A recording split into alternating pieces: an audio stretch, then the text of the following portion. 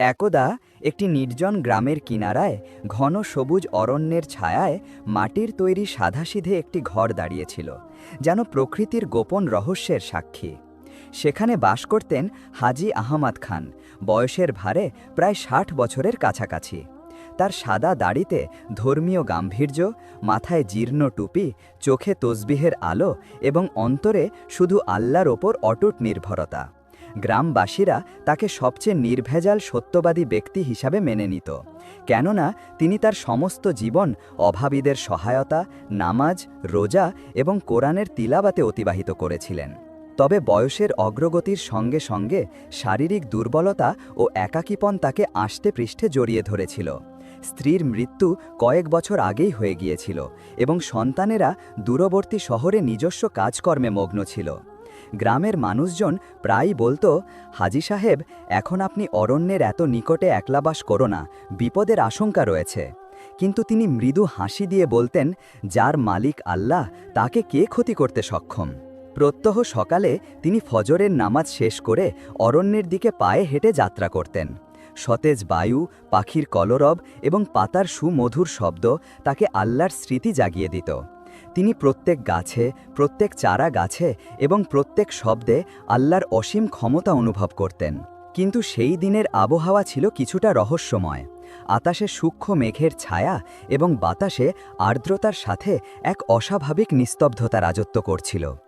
অরণ্যে প্রবেশ করা মাত্র তিনি বুঝতে পারলেন যে আজ পাখির গান কম এবং ঝোপঝাড়ে হালকা চলাচল বেশি হচ্ছে। অকস্মাৎ দূরবর্তী কোনো স্থান থেকে একটি দুর্বল গোঙানির শব্দ ভেসে এলো। তিনি থমকে গেলেন, কান খাড়া করলেন এবং শব্দের উৎসের দিকে অগ্রসর হলেন।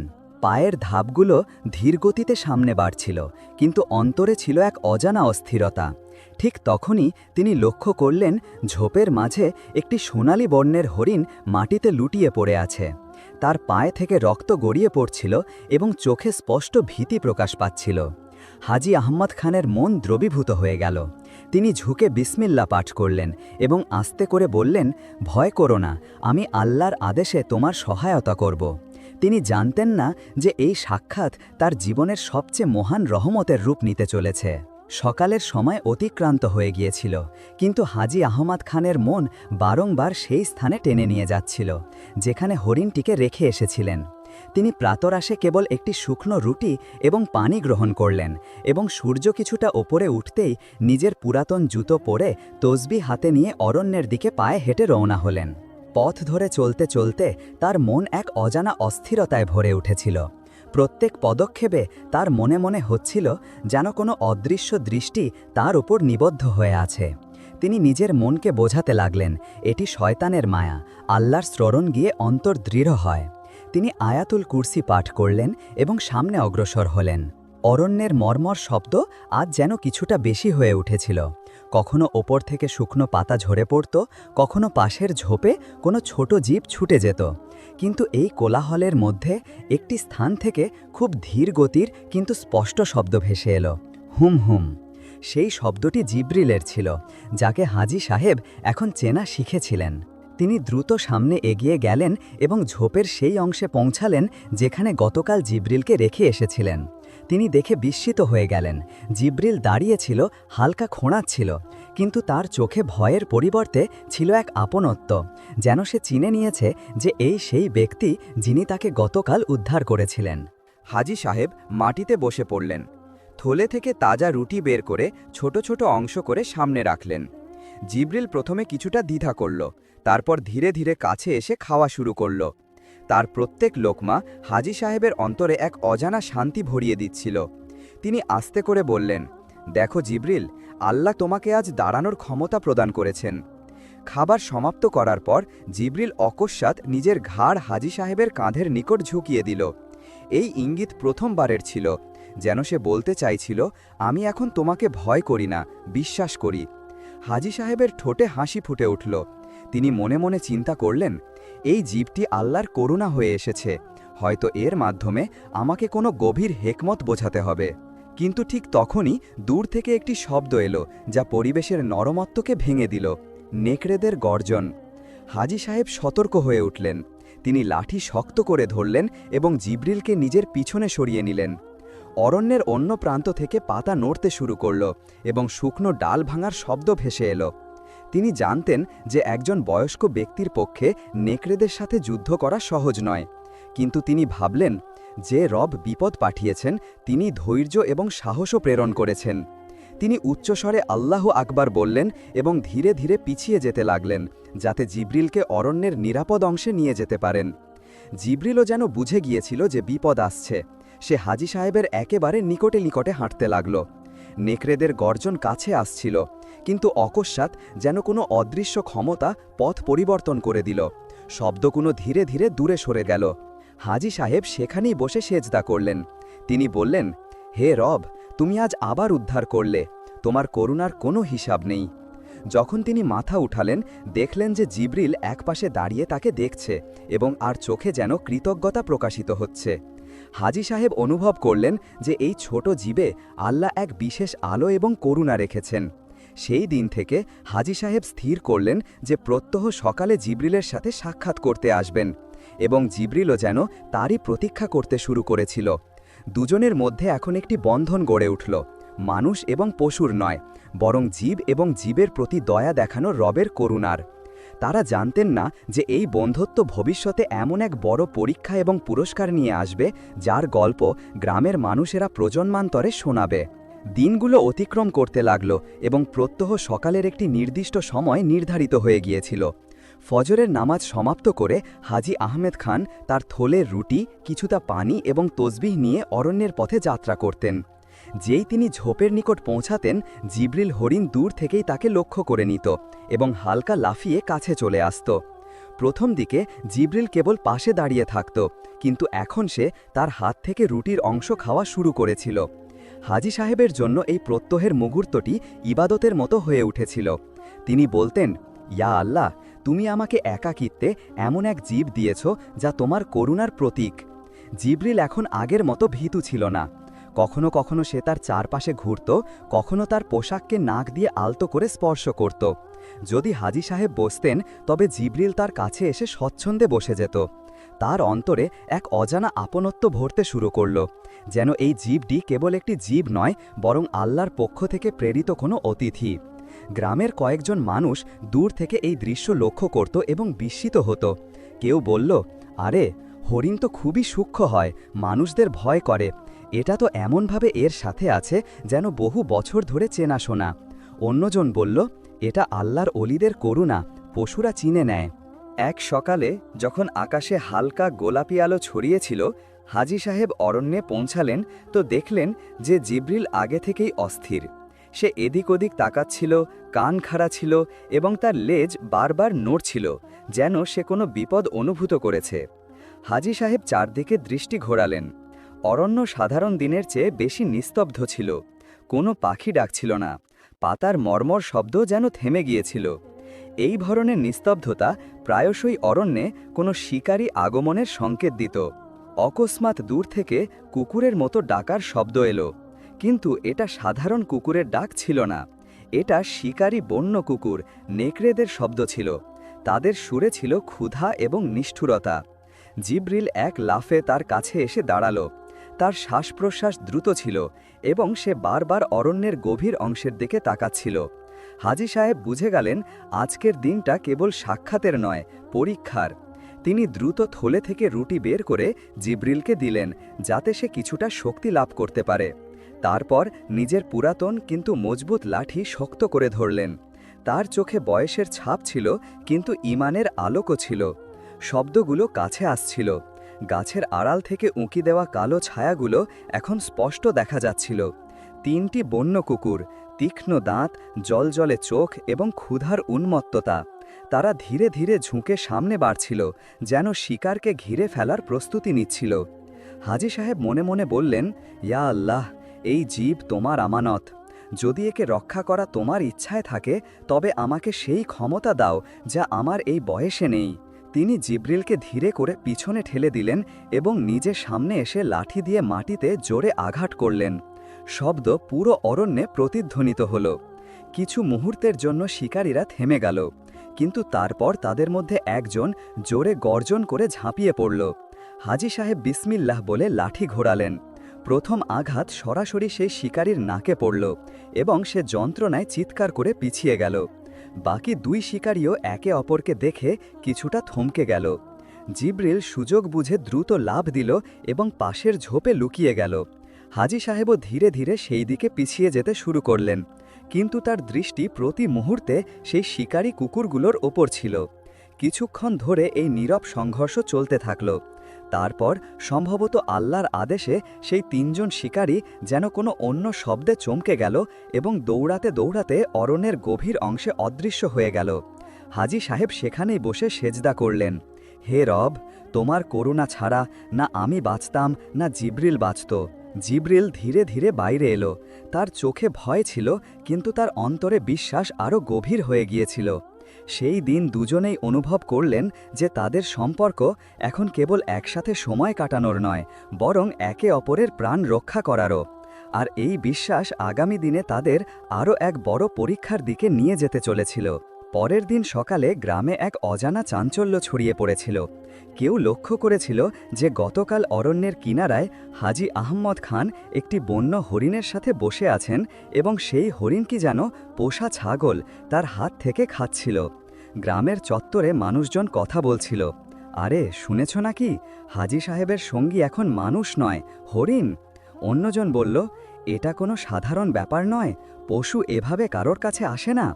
তৃতীয়জন চিন্তায় মগ্ন হয়ে গেল, হয়তো আল্লাহর পক্ষ থেকে কোনো চিহ্ন। হাজী সাহেবের এই কথাগুলোর কোনো চিন্তা ছিল না, তার মনোযোগ কেবল জিবরিলের ওপর ছিল। সকালে ফজরের পর তিনি রোজকার মতো থলে নিয়ে অরণ্যে গেলেন। জিবরিল আগে থেকেই তার পথে দাঁড়িয়ে প্রতীক্ষা করছিল। যেই সে তাকে আসতে দেখল, তার চোখে আলো এলো এবং সে দৌড়ে কাছে চলে এলো। হাজী সাহেব তাকে দেখেই বললেন, আসসালামু আলাইকুম, এবং জিবরিল নিজের মাথা হালকা ঝাঁকালো, যেন উত্তর দিচ্ছে, ওয়ালাইকুম আসসালাম। সেই দিন হাজী সাহেব নিজের সাথে কেবল রুটি নয়, কিছুটা পানি এবং লবণও এনেছিলেন। তিনি প্রথমে জিবরিলের ক্ষত দেখলেন, যা এখন অনেকটাই সারিয়ে উঠেছে। তারপর তিনি রুটির ছোট ছোট টুকরো করে তাকে খাওয়ালেন। জিবরিল খাওয়া সমাপ্ত করল এবং পাশেই বসে পড়ল। তার কান এখনও সতর্ক ছিল, কিন্তু আজ তার চেহারায় শান্তি ছিল। হাজী সাহেব তসবিহ বের করলেন এবং জিকিরে মগ্ন হলেন। জিবরিল শান্ত হয়ে বসেছিল, যেন সেও সেই জিকিরে অংশগ্রহণ করছে। এরই মধ্যে দূর থেকে 2-3টি শিশু এলো। তারা জিবরিলকে দেখল এবং ধীরে ধীরে কাছে আসতে লাগল। জিবরিল প্রথমে হালকা পিছিয়ে গেল, কিন্তু যখন হাজী সাহেব বললেন, ভয় করো না, এরা আমার অতিথি, তখন সে সেখানেই থেমে শিশুদের দিকে দেখতে লাগল। শিশুরা ধীরে করে বলল, বাহ, এটা তো সত্যিই পোষা পশুর মতো। তারা জিবরিলের মাথায় হাত বুলালো এবং জিবরিলও ভয় না পেয়ে তাদের কাছে আসতে দিল। এই দৃশ্য দেখে একটি শিশু দৌড়ে গ্রামের দিকে গেল, যাতে সবাইকে এই চমৎকার দেখাতে পারে। কিছুক্ষণ পরে গ্রামের আরও মানুষ এলো। কেউ বলছিল, এটা আল্লাহর অলিদের কারামত, অলৌকিক ক্ষমতা। কেউ ফিসফিস করে বলছিল, এটা কোনো চিহ্ন, কিছু একটা ঘটতে চলেছে। এক বৃদ্ধা এগিয়ে এসে বললেন, হাজী সাহেব, এটা তো আপনার একাকিত্বের দোয়ার উত্তর। হাজী সাহেব মৃদু হেসে উত্তর দিলেন, আল্লাহ তার বান্দাদের একা ছেড়ে দেন না, তিনি রহমত পাঠান, কখনো মানুষের রূপে, কখনো পশুর বেশে। সেই দিন থেকে জিবরিল গ্রামের লোকদের জন্য এক অজানা কারিশমা হয়ে উঠল। শিশুরা তাকে দেখতে আসত, মহিলারা দূর থেকে দোয়া দিত, পুরুষেরা বিস্মিত হয়ে বলতো, এটা তো আল্লাহর কারিশমা। কিন্তু যেখানে ভালো থাকে, সেখানেই কিছু অন্তরে হিংসাও জন্ম নেয়। গ্রামের 1-2জন শিকারী নিজেদের মধ্যে বলতে লাগল, যদি এই হরিণ আমাদের হাতে আসে তো ভালো দামে বিক্রি হতে পারে। দ্বিতীয়জন বলল, আর হাজী জানতেও পারবে না। এই কথাগুলো ধীর আওয়াজে হচ্ছিল, কিন্তু অরণ্যের বাতাসেও এক অজানা অস্থিরতা নেমে এলো। হাজী সাহেবের এই ষড়যন্ত্রের কোনো অনুমান ছিল না, কিন্তু জিবরিলের কান যেন আগেই বিপদের আগমন শুনে নিয়েছিল। সেই সন্ধ্যায় যখন সূর্য ডুবছিল এবং গ্রামে আজান হচ্ছিল, জিবরিল অজানা অস্থিরতা নিয়ে চারদিকে দেখতে শুরু করল। তার চোখে যেন কোনো অদৃশ্য ভয় নেমে এসেছিল। হাজী সাহেব তার পিঠে হাত বুলাতে বুলাতে বললেন, ভয় করো না জিবরিল, আল্লাহ আমাদের সাথে আছেন। কিন্তু তিনি জানতেন না যে এই ভয় অকারণে নয়, বরং আসন্ন এক বড় পরীক্ষার প্রথম সংকেত ছিল। যেখানে তার এবং জিব্রিলের সম্পর্ক, আল্লাহর রহমত এবং ধৈর্য সব কিছুর পরীক্ষা হতে চলছিল। রাতের নিস্তব্ধতা গ্রামে নেমে এসেছিল। দূর কোথাও কুকুরের ডাকার শব্দ প্রতিধ্বনিত হচ্ছিল এবং মাঝে মাঝে ঝিঝি পোকার শব্দ যেন অন্ধকারকে আরও গভীর করে তুলছিল। হাজী আহমদ খান তার কুঁড়ে ঘরে ছোট ঘরে বসে তসবিহ পাঠ করছিলেন। প্রত্যেক দানা তার অন্তরকে আরও শান্তি প্রদান করছিল। তিনি খবর রাখতেন না যে সেই সময় গ্রামের কিনারা দিয়ে দুটি ছায়া ধীরে ধীরে অরণ্যের দিকে অগ্রসর হচ্ছিল। এরাই সেই দুই শিকারী যারা জিবরিলকে দেখে অন্তরে লোভ পোষণ করেছিল। তাদের হাতে মোটা দড়ি এবং একটি পুরাতন জাল ছিল। প্রথম শিকারী বলল, আজ রাতেই ধরব, সকাল হতেই শহরের বাজারে বিক্রি করে দেব। দ্বিতীয়জন বলল, হাজি আসার আগে কাজ সমাপ্ত করে দেব, উনি কিছুই জানতে পারবেন না। অরণ্যের কাছে পৌঁছে তারা পা আরও হালকা করে নিল। চাঁদের হালকা আলো পাতা থেকে ছেঁকে মাটিতে পড়ছিল। জিবরিল সেই সময় অরণ্যের এক খোলা স্থানে ছিল, যেখান থেকে পথটি পরিষ্কার দেখা যেত। তার কান খাড়া, দূর থেকে পাতার মৃদু শব্দ আসছিল। সে সতর্ক হয়ে উঠল, কিন্তু শব্দ এত হালকা ছিল যে হয়তো কোনো সাধারণ মানুষ শুনতেই পেত না। শিকারীরা আরও কাছে এলো। তাদের মধ্যে একজন ধীরে করে জাল ছড়ানো শুরু করল। জিবরিল পিছিয়ে যেতে লাগল, কিন্তু তার পিছনে ছিল ঘন অরণ্য এবং কাঁটাযুক্ত ঝোপ। অকস্মাৎ যেন বাতাস দিক পরিবর্তন করল। দূর থেকে হাজী সাহেবের কুঁড়ে ঘরে বসে থাকা আহমদ খানের অন্তরে এক অজানা অস্থিরতা উঠল। তিনি তসবিহর দানা থামালেন এবং নিজেকে বললেন, ইয়া রব, জিবরিলের হেফাজত করো। দেরি না করে তিনি তার লাঠি তুললেন এবং অরণ্যের দিকে হাঁটতে শুরু করলেন। তার পা দ্রুত চলছিল। যদিও বয়স তার জয়েন্টগুলোতে ব্যথা ভরিয়ে দিয়েছিল, কিন্তু সেই সময় তিনি ব্যথা অনুভবই করলেন না। এদিকে শিকারীরা এখন জিবরিল থেকে মাত্র কয়েক কদম দূরে ছিল। প্রথম জন জাল ছুড়ল, কিন্তু ঠিক সেই সময় জিবরিল অকস্মাৎ একটি দ্রুত লাফ দিল। জাল খালি মাটিতে পড়ল এবং পাতায় জড়িয়ে গেল। জিবরিল দৌড়ে সেই পথের দিকে এলো যেখান থেকে সে হাজী সাহেবের শব্দ শুনতে পাচ্ছিল। জিবরিল! সেই শব্দ যেন অন্ধকারে আলোর মতো ছিল। জিবরিল না চিন্তা করে সেই শব্দের দিক ধরল। শিকারীরা তার পিছনে ছুটল। কিন্তু তখনই অরণ্যে এক অজানা ঘটনা ঘটল। তীব্র বাতাস বইল এবং গাছের উঁচু ডাল থেকে শুকনো পাতা ও ডালের বৃষ্টি হতে লাগল। এত ঘন যে শিকারীর চোখে ভরে গেল এবং তাদের পা থেমে গেল। জিবরিল হাজী সাহেবের কাছে পৌঁছে গেল এবং তিনি সঙ্গে সঙ্গে তাকে নিজের পিছনে সরিয়ে নিলেন। তিনি উঁচু আওয়াজে আল্লাহু আকবার বললেন।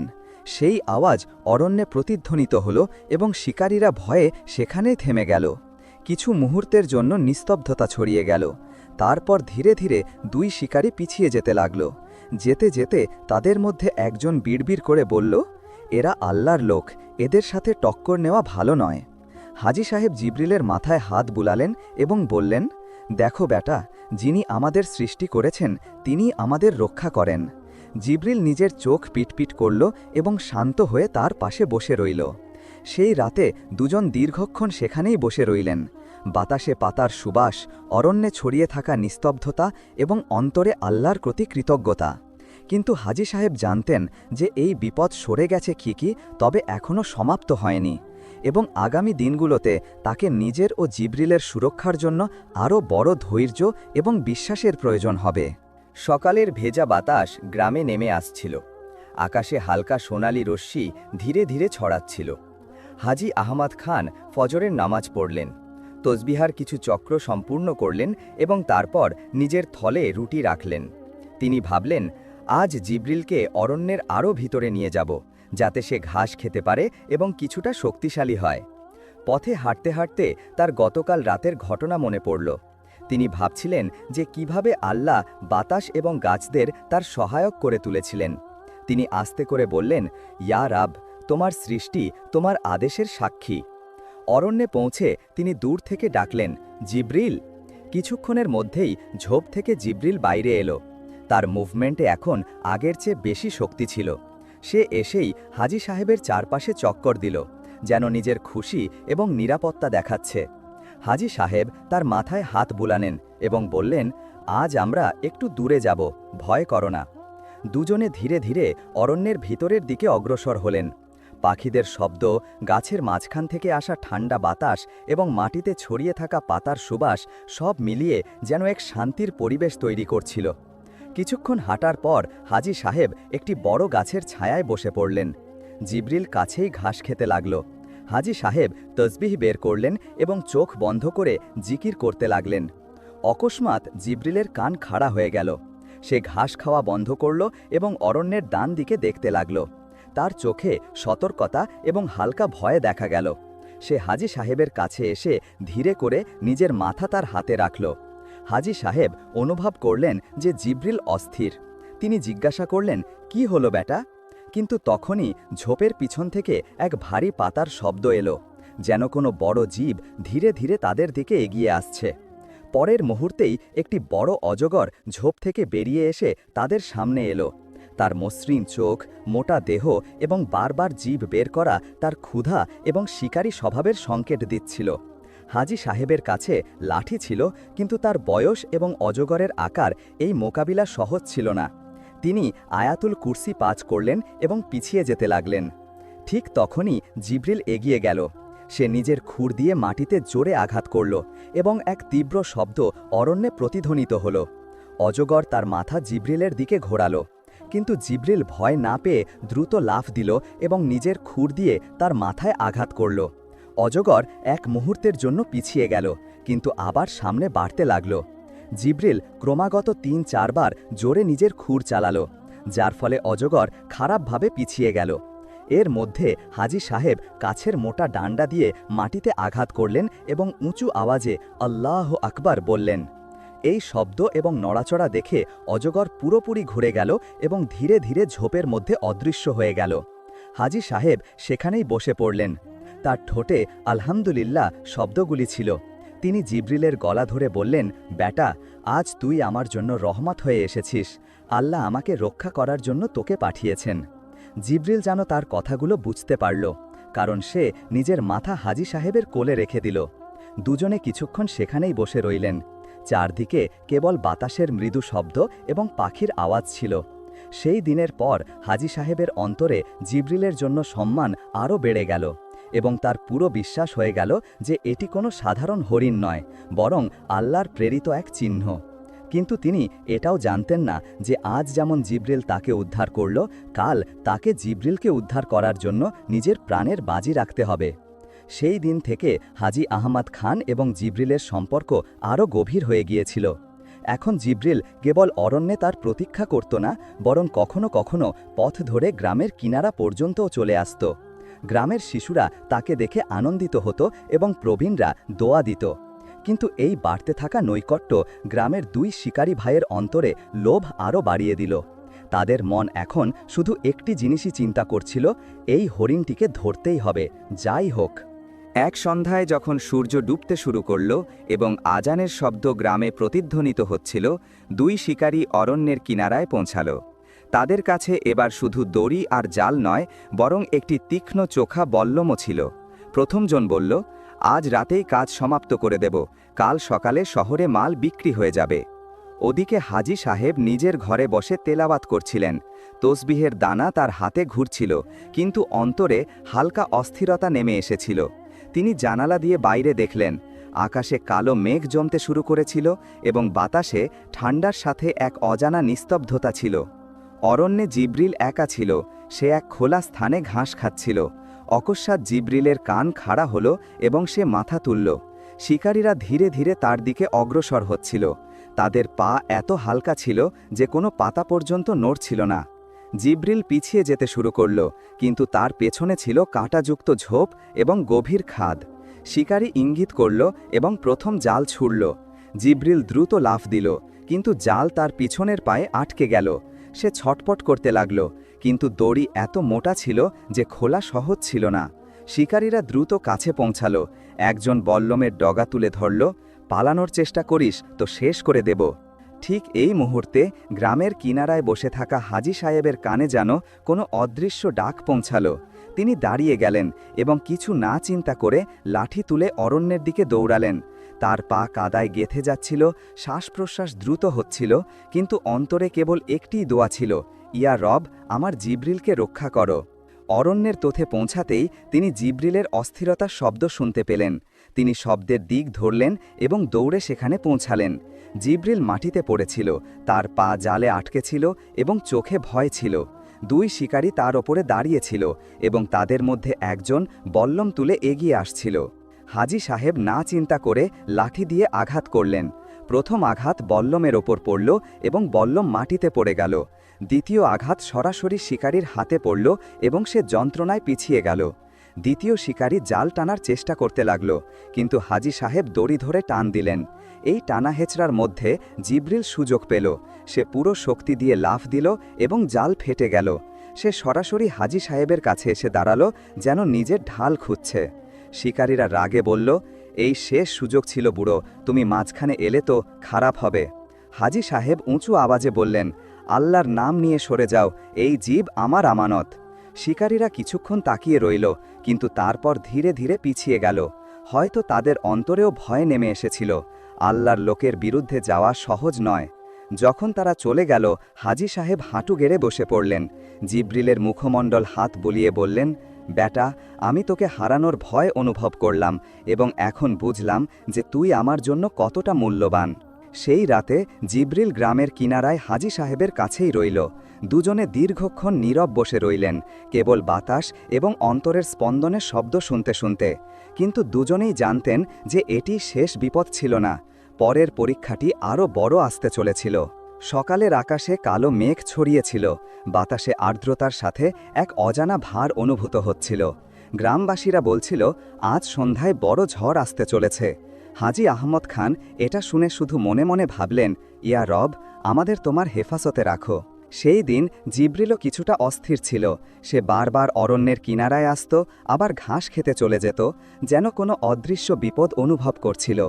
দুপুর হতেই মেঘ আরও ঘন হল, তীব্র বাতাস বইতে লাগল এবং গাছের উঁচু ডালগুলো একে অপরের সাথে ধাক্কা খেতে লাগল। পাখিরা তাদের বাসায় ফিরে গেল এবং অরণ্যে এক অজানা নিস্তব্ধতা নেমে এলো। সন্ধ্যা হতেই আকাশ যেন তার সমস্ত আর্দ্রতা ঝরিয়ে দিল। বৃষ্টি এত তীব্র হল যে পথের মাটি ধসে যেতে লাগল।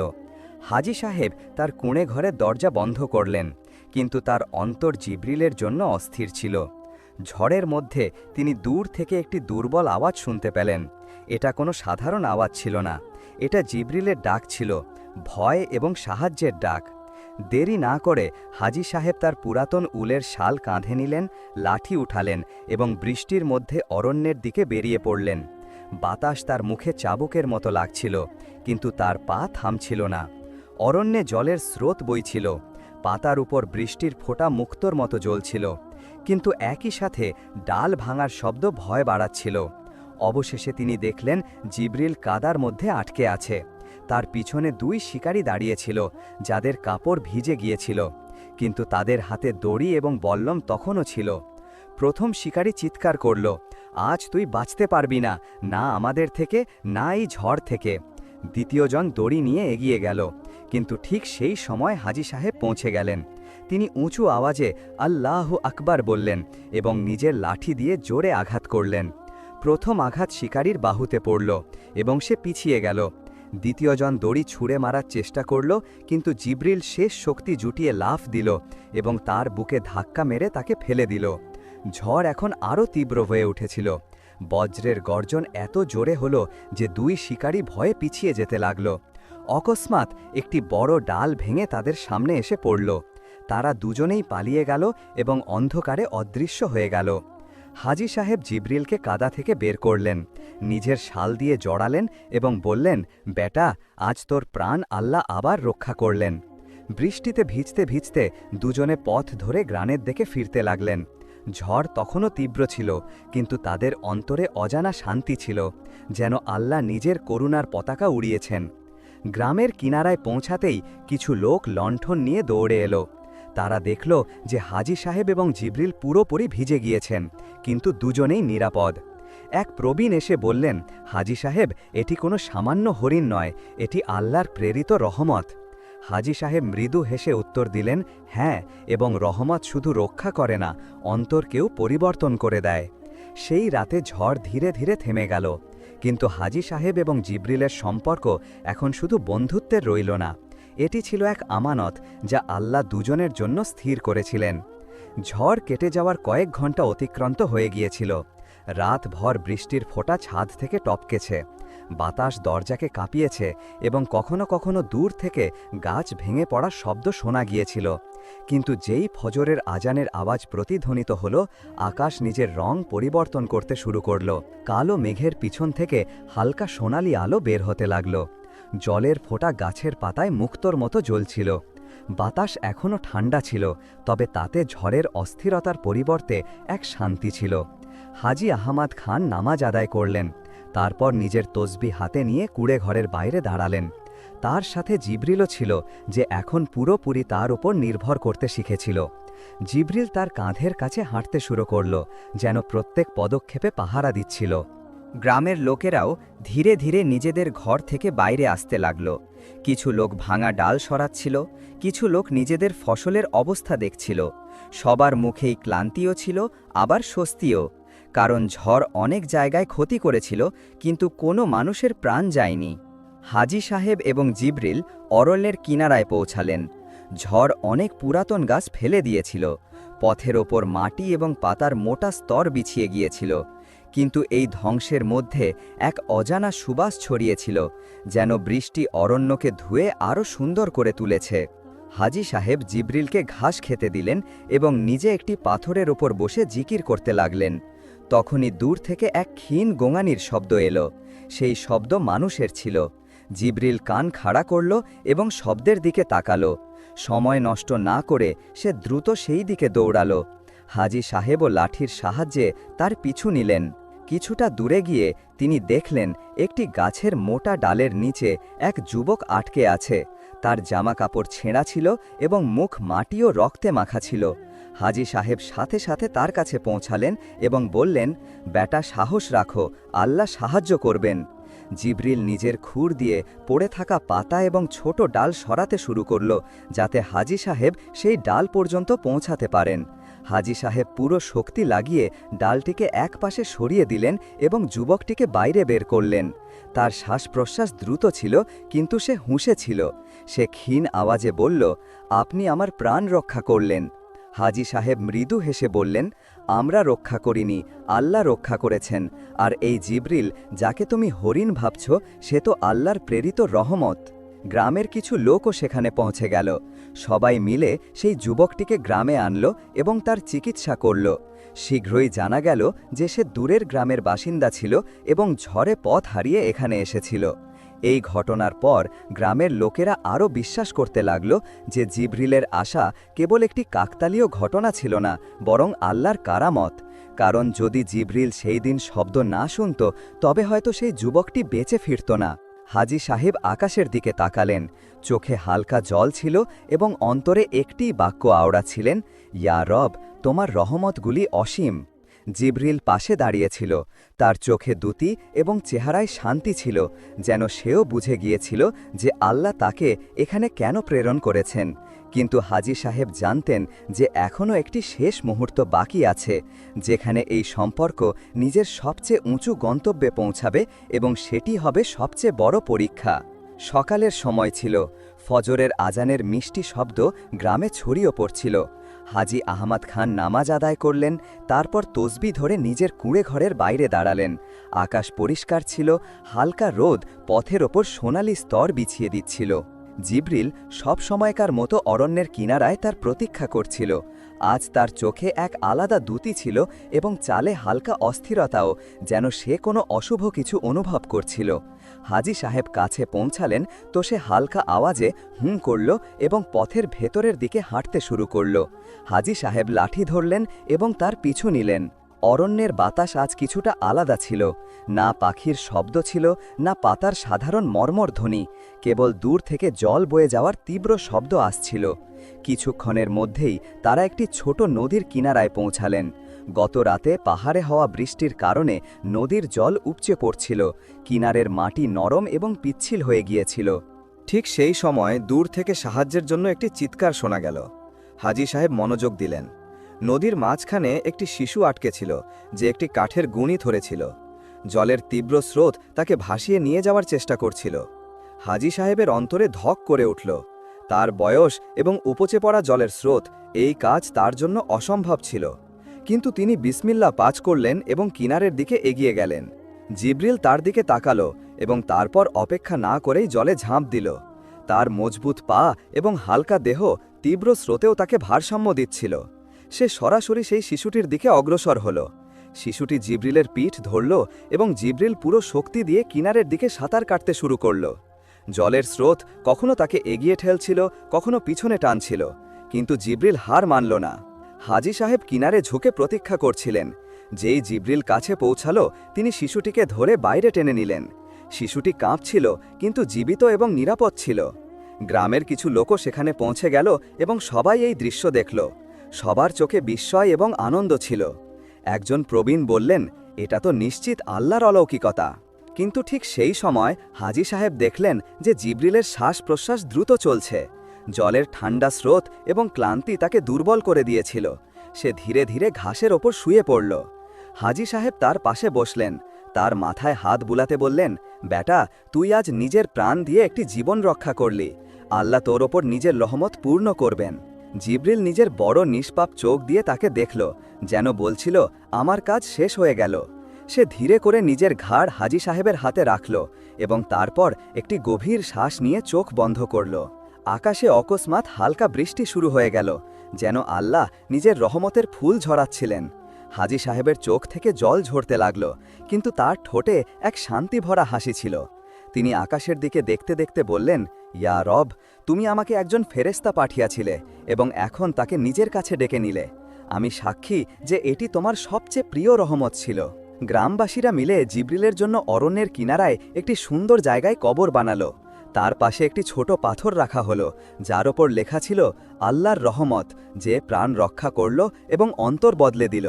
সেই দিনের পর গ্রামের প্রতিটি শিশুকে জিব্রিলের গল্প শোনানো হতে লাগল এবং হাজী সাহেব যখনই অরণ্যে হাঁটতেন, তখনই তাকে প্রতিটি পাতার মর্মর ধ্বনিতে জিব্রিলের ক্ষীণ ডাক শোনা যেত, আমি এখনও তোমার সাথে আছি। প্রিয় বন্ধুরা, আমাদের আজকের গল্প এখানে সমাপ্তি ঘটল। এই গল্পটি যদি আপনাদের ভালো লেগে থাকে এবং ভিডিওটি থেকে উপকৃত হয়ে থাকেন, তাহলে ভিডিওটিতে একটি লাইক এবং চ্যানেলটিকে সাবস্ক্রাইব করে কমেন্টে আপনাদের মতামত জানিয়ে দিন, যেন আমরা পরবর্তীতে আরও এই রকম সুন্দর সুন্দর ইসলামিক গল্প আপনাদের সামনে আনতে পারি। আল্লাহ হাফেজ।